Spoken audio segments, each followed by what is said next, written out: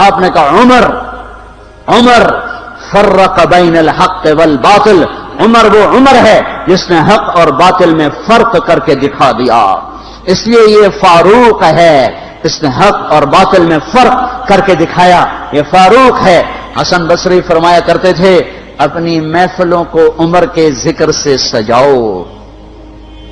حضرت عائشہ فرمایا کرتی تھیں عمر کے تذکرے کیا کرو کہ جب عمر کا تذکرہ ہوتا ہے تو عدل کا تذکرہ ہوتا ہے، جب عدل کا تذکرہ ہوتا ہے تو اللہ کا تذکرہ ہوتا ہے۔ آپ نے کہا میرے 2 وزیر آسمان میں، 2 وزیر زمین میں، آسمان پہ جبریل اور میکائیل میرے وزیر ہیں، زمین پر ابو بکر اور عمر میرے وزیر ہیں۔ آپ فرمایا کرتے تھے ابو بکر عمر اگر کسی بات پہ جمع ہو جائیں تو میں ان کے مشورے کے خلاف کبھی نہ کروں گا۔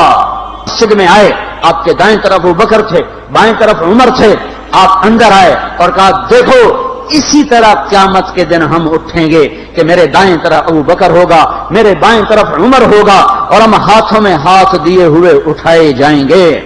آج کا میدان تھا، 1.25 لاکھ مقدس ہستیاں سامنے ہیں۔ میرے نبی نے فرمایا اس وقت میرا اللہ میرے سب صحابہ پہ فخر کر رہا ہے اور عمر بن خطاب پہ خاص طور پہ فخر کر رہا ہے، خاص طور پہ فخر ہو رہا ہے، عمر بن خطاب پہ خاص طور پہ فخر ہو رہا ہے۔ میرے بعد کوئی نبی ہوتا عمر ہوتا۔ عمر میں نے رات جنت میں محل دیکھا، ایک اینٹ موتی کی، ایک یاقوت کی، ایک زمرد کی۔ میں نے پوچھا یہ کس کا ہے؟ کہا گیا ایک قریشی کا ہے۔ میں نے کہا میں قریشی ہوں، اتنا خوبصورت محل ہے، میرا ہی ہوگا۔ جب جانے لگا تو فرشتے نے کہا یہ آپ کے غلام عمر بن خطاب کا ہے۔ وہ کیا مبارک لوگ ہیں کہ جنہیں نبی کے گھر میں قبر نصیب ہو، ایک طرف ایک ساتھی، ایک طرف دوسرا ساتھی، جن کو نبی کے 2 پہلوؤں میں جگہ ملی ہو۔ وہ کیسی عظیم ہستیاں۔ ہے نماز میں خنجر لگا، نماز پڑھاتے ہوئے 27 ذوالحج، 27، 28، 29 یکم کو انتقال ہوا۔ اتنے میں حضرت علی آئے، پریشان دیکھا، عمر کیوں موت سے ڈر گئے؟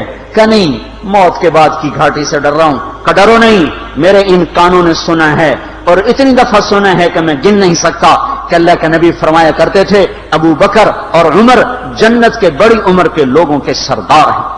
آپ نے فرمایا تو اس بات کی گواہی دے گا؟ کہ میں بھی دوں گا، میرا بیٹا حسن بھی دے گا۔ امام حسن بھی ساتھ تھے۔ کہ میں بھی دوں گا، میرا بیٹا حسن بھی گواہی دے گا۔ آپ نے نام لے کر گن کر کہا سنو ابو بکر جنتی ہے، عمر جنتی ہے، عثمان جنتی ہے، علی جنتی ہے، طلحہ جنتی ہے، زبیر جنتی ہے، سعد بن ابی وقاص جنتی ہے، عبد الرحمن بن عوف جنتی ہے، ابو عبیدہ بن جراح جنتی ہے، سعید بن زید جنتی ہے۔ میں ان سے راضی ہوں، لوگوں ان کا حق پہچانو، میں ان سے راضی ہوں، میں ان سے راضی ہوں۔ پھر آپ نے فرمایا اگر تم نے ان کے بارے میں کسی ایک کے بارے میں بھی دل میں بغض لے کر مر گئے اور تم نے اتنی بندگی کی تھی کہ سوکھ کے کانٹا ہو گئے تھے، روزے اتنے رکھے تھے کہ پیٹ کمر کو لگ گیا تھا، سجدے اتنے کیے تھے کہ تمہارے ماتھے اور گھٹنوں پر پتھروں جیسے نشان پڑ گئے تھے، اتنا کچھ کر کے ان 10 میں سے کسی ایک کا بغض لے کر اگر تم مر گئے تو اللہ تمہیں منہ کے بل جہنم میں گرا دے گا۔ لوگوں میں ان سے راضی ہوں، ان کا حق پہچانو، جن کو اللہ بھی رضا کے پروانے دے رہا ہو، جن کو اللہ کا رسول رضا کے پروانے دے رہا ہو، جن کو وزارت کا شرف مل چکا ہو، نبی کے پہلو میں قبر جن کی بننے کا اعلان ہو چکا ہو، وہ قبر کھودی گئی۔ قبر کھودتے ہوئے عبداللہ بن عباس بھی قبر کے کھودنے میں شریک تھے، تو کہتے میرے کندھے پہ کسی نے ہاتھ رکھا، میں نے پیچھے مڑ کے دیکھا تو علی رضی اللہ تعالیٰ عنہ کھڑے رو رہے تھے اور فرما رہے تھے مجھے پتا تھا تو یہیں آئے گا، یہاں تیرے سوا کوئی نہیں آ سکتا۔ کہ میں نے ایک دفعہ نہیں کتنی دفعہ میں نے اللہ کے نبی سے یہ بات کا تکرار سنا، میں ابو بکر اور عمر، اس کا اتنا تکرار سنا ہے میں نے کہ مجھے یقین تھا یہیں آئے گا، تو اور کہیں نہیں جا سکتا۔ ان لوگوں کو سامنے رکھ کے زندگی گزارو جنہوں نے اللہ کو راضی کیا، اس کے رسول کو راضی کیا، کلمہ حق کو بلند کیا، خیر کے ذریعہ بنے، شر کے مٹانے والے بنے، اور دنیا میں مرنے کے بعد بھی ان کے تذکرے ہدایت کا سامان بنے، ان کے تذکرے روشنی کا مینار بنے۔